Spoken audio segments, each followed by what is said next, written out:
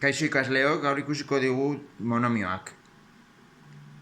Monomio bat, zenbaki bat eta letra zati baten arteko adierazpen bat da. Kasu honetan, ikusten dugu hirua koefizientea dela. Isa berbi iberlau izango da letra zatia. Eta maila da isa eta i aldagaien berretzaileen batura kasu honetan, bai? Orduan, 2 gehi lau izango litzateke 6. Hau da, monomio hau 6. mailakoa da. Bai? Kontuan hartu behar dugu ere bai, monomioetan beti jarri behar dugu orden batean. Hau da, lehenengo jarri behar dugu zenbakia, koefizientea, eta gero letra zatia. Eta ordenean, hau da, lehenengo isa aldagaia, gero i aldagaia, eta horrela z aldagaia, eta besteak. Bai? Gu normalean bakarrik erabiliko dugu isa, y-koa eta gehienez z, bai? Bueno, bigarren kasuan, daukagu isa berbost, i berriru. Hemen ematen du koefizienterik ez dagoela, baina beti pentsatu behar dezute letra zatiaren aurrean beti zenbaki bat dagoela. Kasu honetan dago bat. Ez da agertzen, baina berez da bat. Letra zatia zein da? Ba, isa berbost, i berriru. Eta maila da, esan degunez, isa eta i aldagaien berretzaien batura. 5 gehi 3, 8. Bai? Hirugarren adibidean, koefizientea da 2. Letra zatia izango da isa, i, berbi. Eta maila kasu honetan, kontuz hemen delako. Honen berretzaia, isa aldagaiaren berretzaia da bat, eta i aldagaiaren berretzaia da 2. Beraz, bat gehi 2 izango da monomioa 3. mailakoa. Bai? Eta bukatzeko daukagu -5 eta. Kasu honetan, koefizientera negatiboa izan daiteke. Bai? Izen litekera adibidez zatiki bat. Adibidez, 3 zati 2, -1 zati 2, beti jarri behar da koefizientea. Kasu honetan negatiboa daukagu, -5. Letra zatia, kasu honetan bakarrik da z, eta maila izango da z aldagaiaren berretzailea, bai? Bat. Lehenengo mailakoa da monomio hori, bai? Gero, zer dira aurkako monomioak? Aurkako monomioak dira, kasu honetan, monomio hau positiboa baldin bada, kontrakoa izango da negatiboa. -3, isa berbi, i berlau, bai?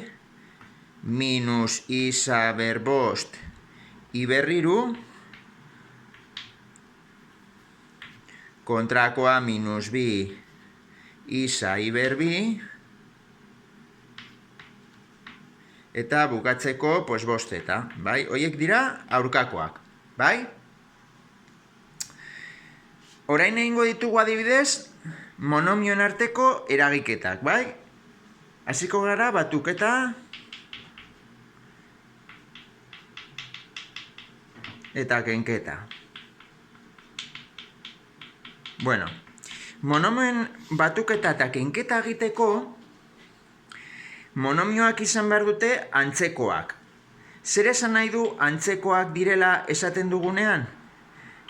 Letra zatia izan behar dula guztiz berdina, bai?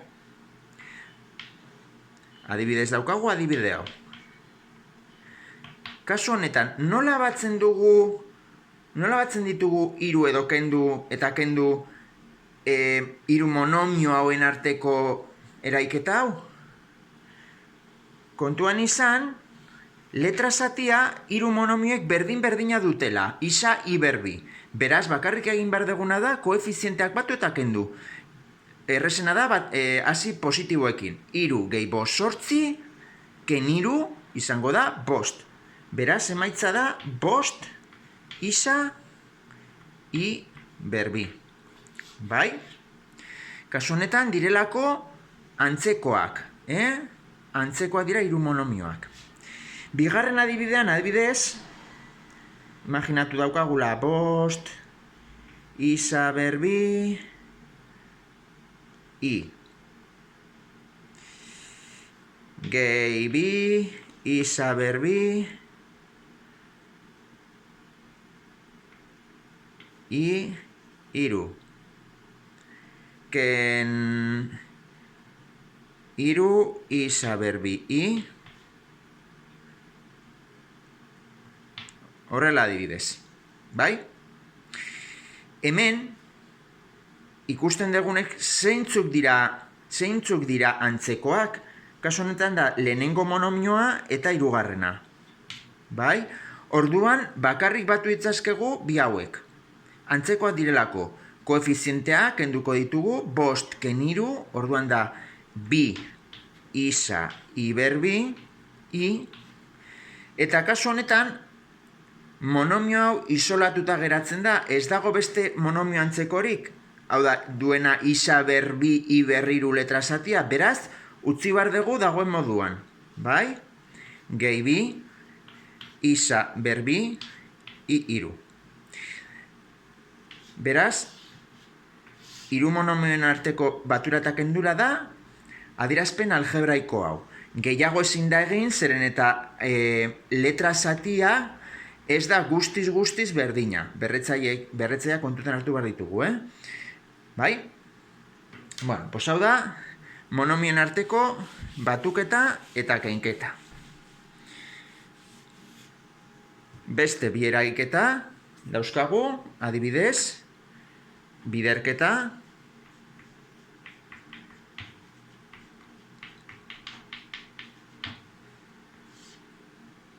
eta zatiketa, bai?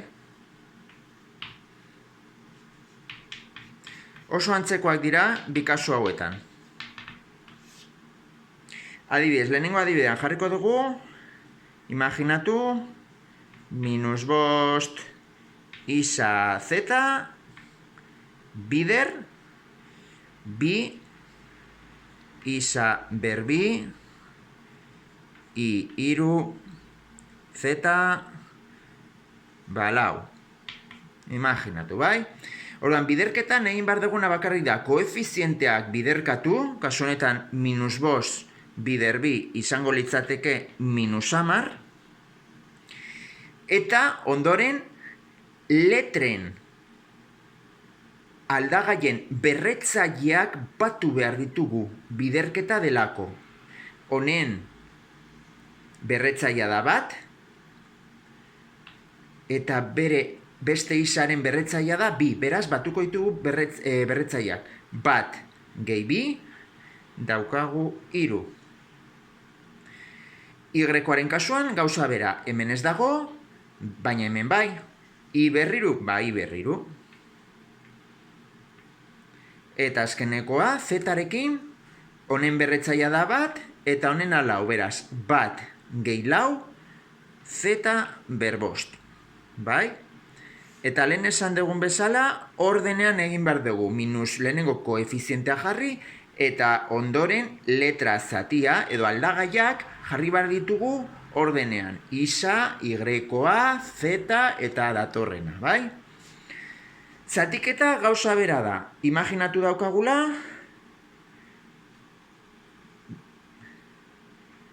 hogeita lau, isa i berriru zeta bi, zati, bi, isa, i berbi, eta zeta bi. Imaginatu, bale? Bueno. Kasu honetan, egin behar duguna bakarrik da, berretzaileak kendu behar ditugu aldagaietan, bai? Eta koefizienteak zatitu.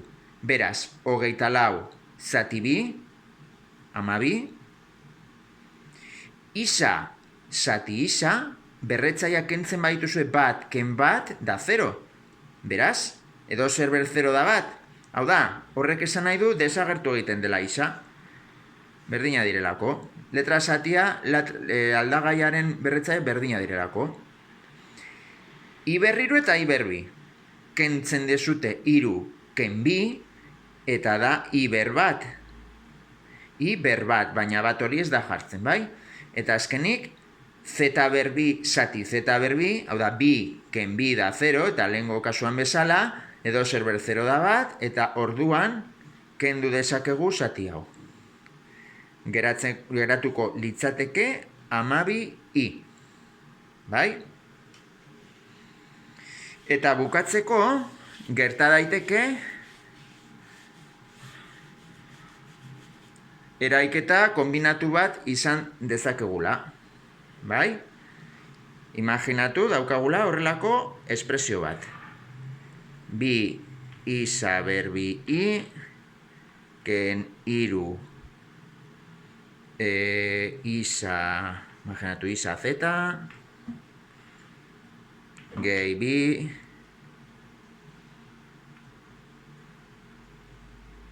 isa, eta dena, bider zaki lau, y-koa. Bale? Ikusten dezute hemen dela monomio bat, bider monomioen arteko batuketa eta kenketa bat. Kasu honetan, parentesi hau ezin daiteke egin, zeren eta ezin daiteke laburtu gehiago. Letra zatiak desberdina direlako. Beraz, egin behar dugu banatze propietatea beti, hemen, bai? Hau da, bakoitza bakoitzarekin biderkatu. Bakoitza bakoitzarekin. Lau i bider bi isa berbi i izango da lau bider bi sortzi, isa berbi, eta gero, hemen berretzaia da bat, hemen bat, orduan da i berbi. Orain nengo dugu monomio hau, bider monomio hau. Lau bider minus irut, kontu zeinuarekin, da minus 12, eta orain da ordenean jarriko dugu, isa, y-koa, eta zeta. Bai? Eta bukatzeko, biderkatu behar dezute monomioa, bider monomioa. Izango litzateke, bi bider lau da sortzi, jarriko dugu hemen, behian, gehi sortzi, isa, i.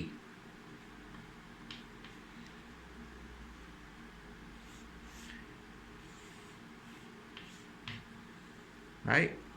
Horrela egiten dira, eraiketa kombinatuak. Bai?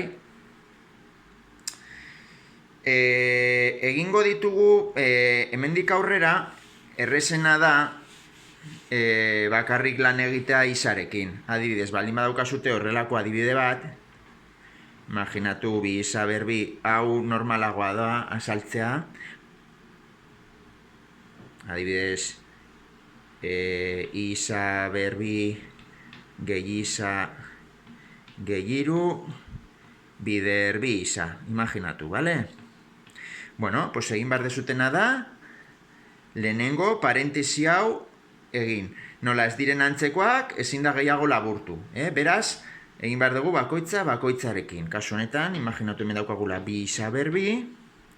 Orain, hau, bi isa, bider isa berbi izango litzateke, bi isaren berretzaiak batu, hau da, bi gehi bat iru, isa berriru. Hau, bider hau da, bi eta batu berretzaiak bat eta bat bi, gehi bi isa berbi. Bai? Eta iru bider bi isa da, 6 isa. Bale? Baina orain, ikusten dugunez, zeintzuk laburtu ditzazkegu? Ba, bi monomio hauek, hau da, bi, jarriko dugu ordenean, bi isa berriru, eta orain da isa berbiren koefizientak batu, bi eta bi lau, gehi lau isa berbi.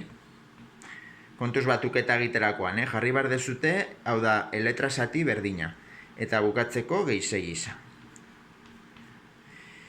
Eta hemen ezin da gehiago laburtu, antzekoak ez direlako, hau da, letra zatiak berdinak ez direlako hiruretan, hiru monomioetan, bale? Bueno, hau da monomioei buruz jakin behar dezutena.